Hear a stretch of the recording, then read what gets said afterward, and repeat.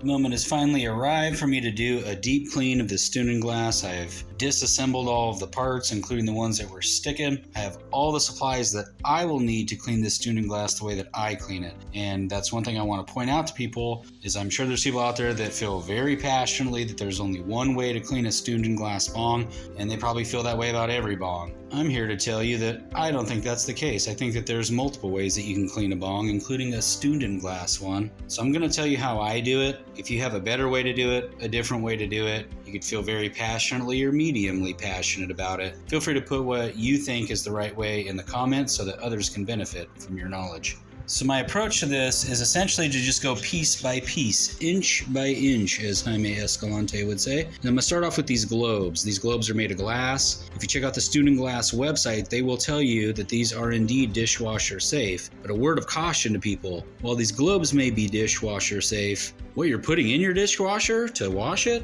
might not be so safe if you're going to be filling this full of smoke. You can go that route if you want to. I'm going to hand wash them using this Dr. Bronner soap. As you can see, it's the unscented. I'd imagine I could go with the scented if I want eucalyptus notes in my globe bong smoke, but I'm gonna keep it unscented. One pro tip from me to you: when you put this soap on here, this thing gets real squirrely, so you're gonna wanna make sure you got a good grip on it, wash it, dry it off. And on that note, I'm gonna go do that right now. Next up is this part, which is really where most of your funkiness is gonna be found. As with any bong or pipe that you've ever used, the closer to the bowl, the more the funk. And so all throughout this, there's gonna be some funky action. First thing I'm gonna do is there's 1, 2, 3, 4 O-rings on here. I'm gonna take all of those off, set those aside, and then soak this entire thing in some alcohol. I'm gonna use these specifically to soak them in. Looks like it's the perfect size. You can use all types of different things to put them in. A lot of people will use plastic Tupperware, or I'll use something like this, these gallon bags.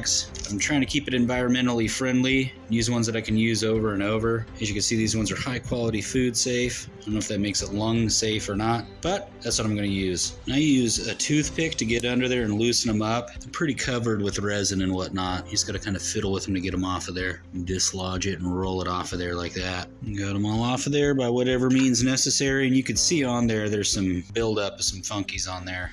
Not much to it, but to do it, fits in there like a charm.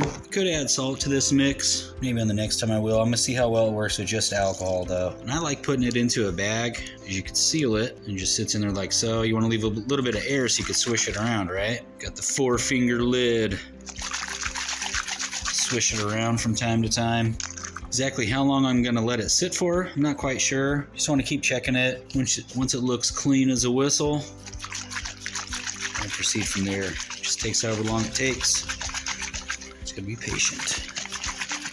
Next up is these rods, and ultimately I'm going to put all of them in a bag and soak them like that other piece. But before I do so, in addition to getting any of these O-rings off of here, this one in particular, because it's got all that buildup there on the threading, I'm going to take this toothbrush and give it an old-fashioned scrub-a-dub. I notice that there's soft and medium bristles. I went with the medium. You figure if it's going to be used for what it's used for, might as well make those bristles stiff. Not using them on the gums, using them on bongs. Nothing fancy about it. Just dip the toothbrush and start scrubbing as you would expect. It only takes a few strokes. That threading is as clean as could be. Well, at least prior to soaking. Still gonna need to soak it.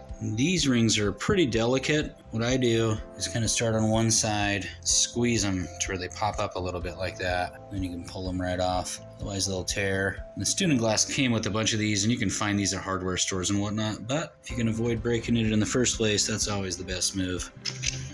These all fit in one home. Again, the 4-finger lid, down stem, up stems. Give them a nice little alcohol bath.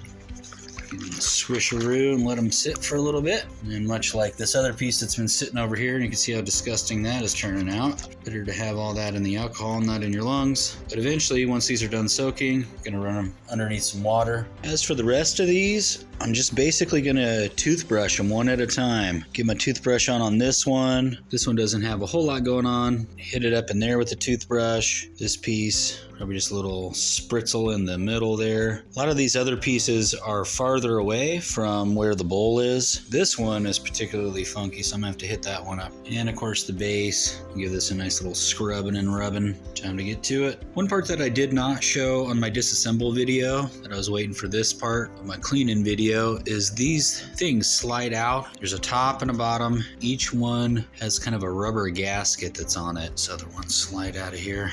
It allows you to clean it even deeper in there. Take your toothbrush, go inside the gaping hole and just start going to work. On this big part, make sure to pay special attention to these holes. You can see the threading has a little bit of buildup in there. Getting that out of there will save you some headache down the road when you're trying to untwist those up stem, down stems. Everything's been scrubbed up. Now it's just a matter of letting these marinate in these bags for a bit longer.